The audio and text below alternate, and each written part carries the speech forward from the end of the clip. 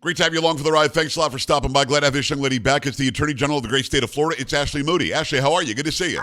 I'm great. Great to be with you, Joe Pags.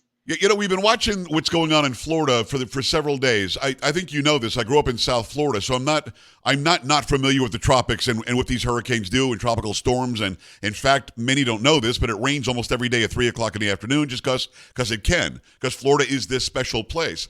But man, you guys really handled this wonderfully. I know that there are people who have lost their lives. I know there are people who are going to be rebuilding for a very long time. I'm not minimizing that. But when it comes to handling something like this, it just seems like you guys are really, really well prepared. Just fill me in on when you saw the hurricanes coming in from Helene to Milton and what it was that sort of sets Florida apart from so many other places. Well, thank you, number one, for those kind remarks. During these times, you can never predict all of the challenges that will come up.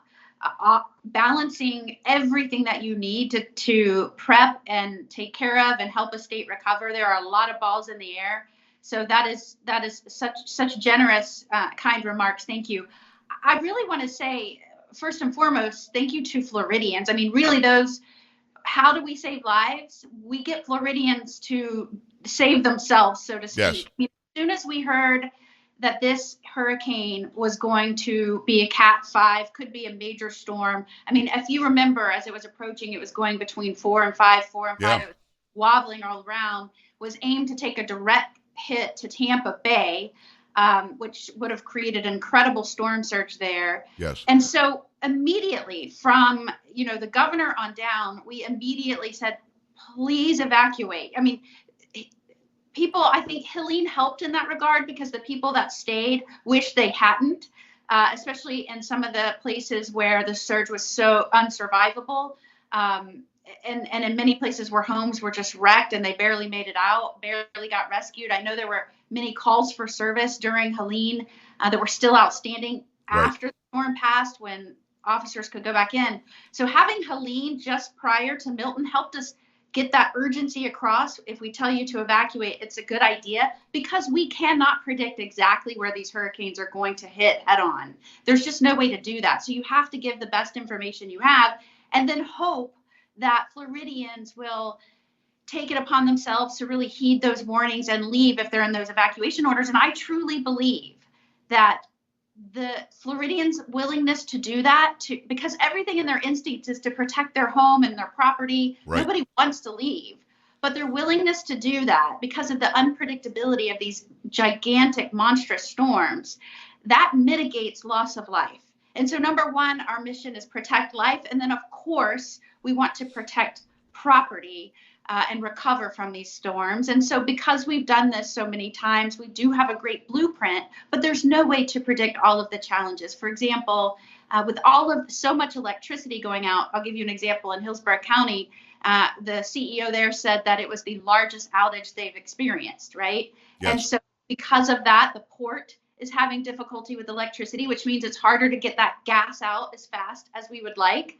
To the various places, and people need the gas not only to get around but to run generators. So some of these things you predict and you plan for, but you never know exactly what circumstances will present themselves, after each storm. And so it is a after a storm passes, it really is an all hands on deck, trying to plug holes, trying to solve problems. And I really give credit to Governor DeSantis. He's done a great job, and all of our first responders that are out there. And when I say first responders, I don't just mean law enforcement, fire rescue. I mean our utility workers, because I'm telling you what, I think people watching those folks climb up those poles and fix electricity, they should be wearing capes. They're the real heroes now.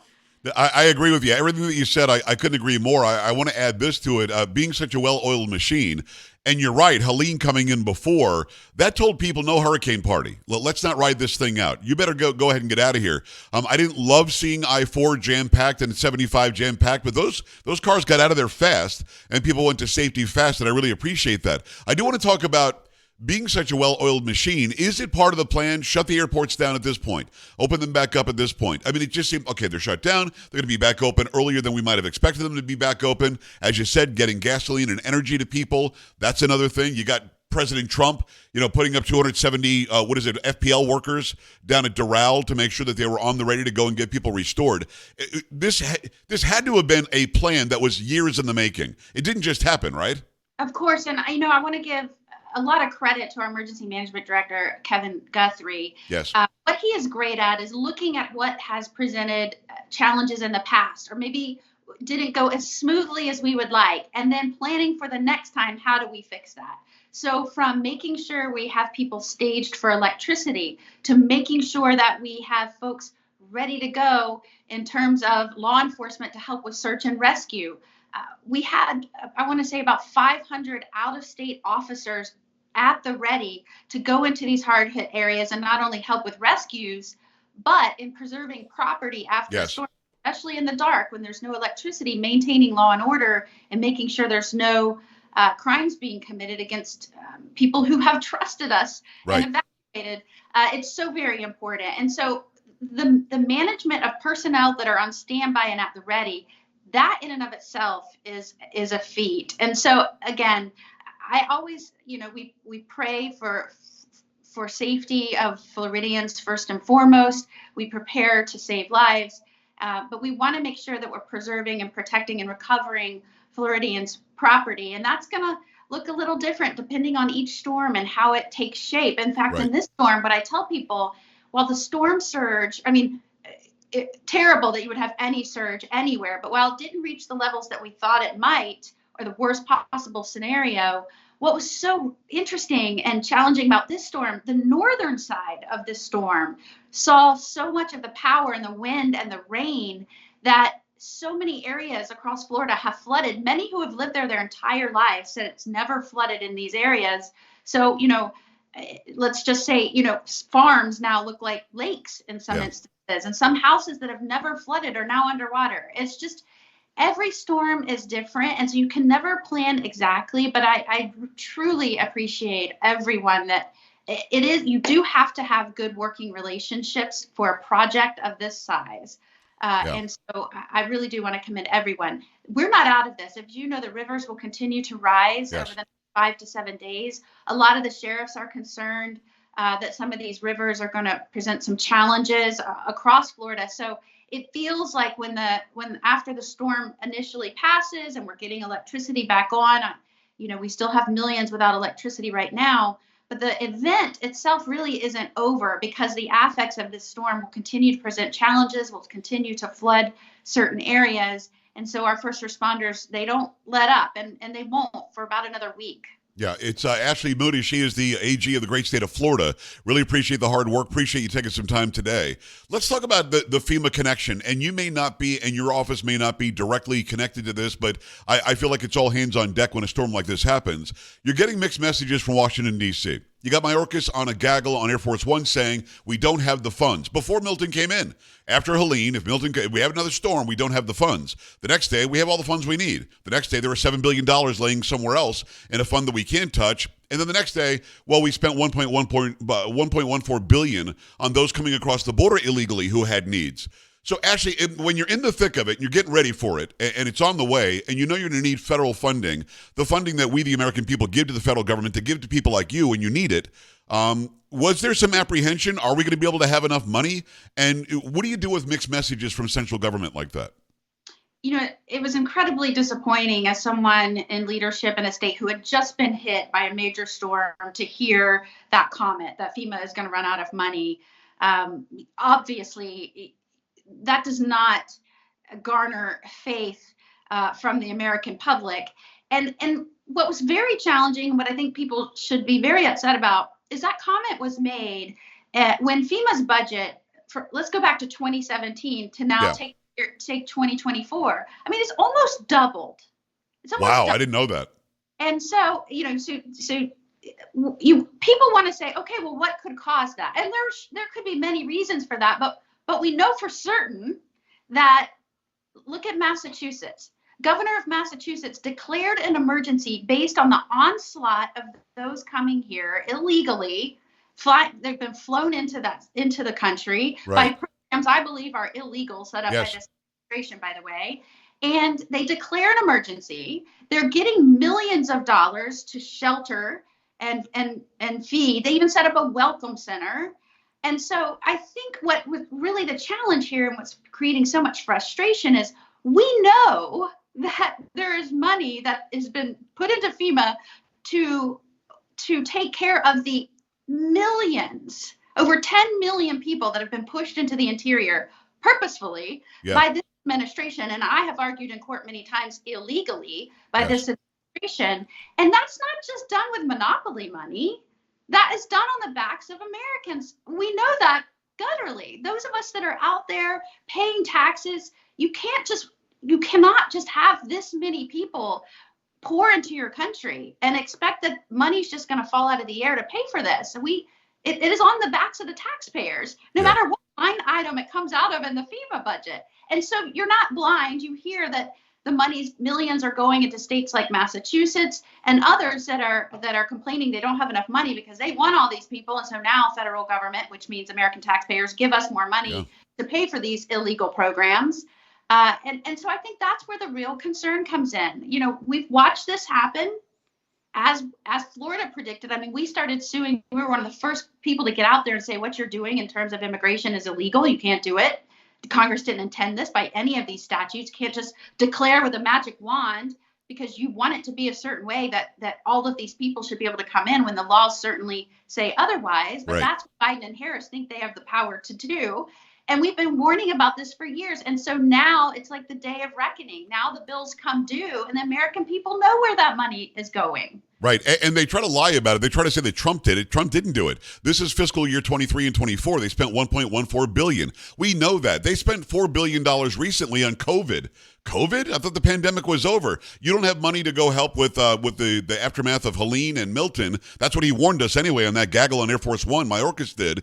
But you've got $4 billion to spend on COVID recently. It's all very strange. And actually, I'm glad that you're suing. I know that our Attorney General here in Texas is suing Ken Paxton, and we've got to get these people back in line. That is our money that should be going to people who are in need. It's Ashley Moody. Go follow her over on all the socials. She's the Attorney General of the great state of Florida. Let me ask you about AM radio. I'm on 170 stations. I think I'm on 8 or 9 in Florida now.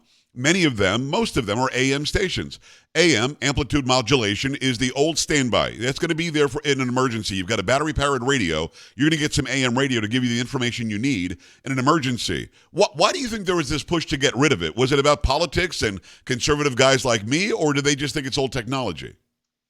So where we really started seeing this happen were some of the electric manufacturers. And when we saw this happening, and obviously being someone who works very closely with first responders, especially in times of emergency, the storms are very much an example of that. Yeah. I saw that this was happening, and many of them were just dropping AM from their vehicles. And I truly believe, from the manufacturer standpoint, I'm not so sure it was a purposeful intended agenda to drop AM radio. Okay. Initially leaving it out of the cars. But as soon as I realized that was happening and we brought it to their attention, at this point, you've got to understand AM radio, I mean, historically has been the entry point for all of the emergency warnings from the National Weather Service to the Emergency Alert System. As you know, AM radio waves are reliable in times of emergency, especially during storms. They go long distances. And people in these local areas, when you can't get internet or electricity or, you have no access to information, AM radio, and especially those localized stations that can tell you which roads are out. We saw a lot of this in North Carolina most recently. And so, it's really frustrating. I think initially this was electric manufacturer were just dropping it. And so when you had 7 prior FEMA directors come out and say, really, this is a problem, like this is short-sighted to think about this. And of course, Helene, bore out that prediction that there's going to be instances where you need to rely on old tech, where you need AM radio. And that's the only way some people could get information in some instances. If their cars were not flooded out, they could turn on the car battery and listen to AM radio. And so, I'm a firm proponent of making sure that we have that mechanism of communicating with people. Yeah. So very important. And, I'll continue to bang that drum until someone listens. They're trying to pass something. in Congress right now. I'm hopeful that will go. I got a group of my AG contingents, and we are pushing very hard to make sure that they do that. I believe it's important for the American public and the safety of our people. Well, you know what bothered me about the whole thing, and I think that you hit on it a lot. The manufacturers probably weren't trying to get me off the radio. I get it. But at the same time, how do you make an electric vehicle that has some interference on AM that makes it sound bad, and you want me to believe that you can't fix that when you just made an electric vehicle? Or if you're Elon Musk, who I'm a fan of, and you could send people into space, but you can't get rid of some noise on the AM band? Of course you can. I mean, interference from the engine should be easy to take care of. I don't know why the solution was, let's just get rid of the entire band of radio. I didn't get it. Yeah, and I think, as lawmakers, hopefully, are realizing, Florida is home to so many of our seniors who've retired here. Right. Many of them, rely on AM radio for much of, not just getting information, but also religious services. I mean, I can go on and on. It's a main part of their daily activity and their connection with society. And so for many, many reasons, I am hopeful that this is on a course correct. And I'm hopeful that you spreading the word and other stakeholders like you can get the message across to lawmakers and maybe even the manufacturers. I'm a big believer in pushing information to people and having them make their own choices for the good of the people. Hopefully they can do that without a law being necessary. Yeah, no, I think the manufacturers are coming around. I think if there was anything nefarious going on, it was probably a minority of people who were pushing to get rid of AM radio. But I think you're right. It was just something that was simple. They didn't even think about it. The fact that you brought up seniors, I didn't think about this at all, Ashley. The seniors not only prefer it for their religious and their music or whatever, they don't want to listen to FM. They don't want to listen to HD. They don't want to go on TikTok. They know that to be their communication device their entire lives. That's a point I didn't even think about. That's awesome. Oh, yeah. And somebody told me the other day, they're like, I still listen to baseball on AM radio. Exactly, right? You can't miss the baseball game. Well, listen, I think that you've done a phenomenal job, and you made some time for us today. Thank you. The stations in Florida love you guys. They love the reaction. We didn't even have time to get into the ridiculous politics being played by Harris. I think that Governor DeSantis and you have been very strong in saying, look, this is not about politics. Let's just get people some help. And hopefully central government will stand up and listen and stop playing these games. Great job down there, Ashley, and come back on anytime you want to, okay? Will do. Thank you so much. Can't thank you enough. We're back after this. Stay right here.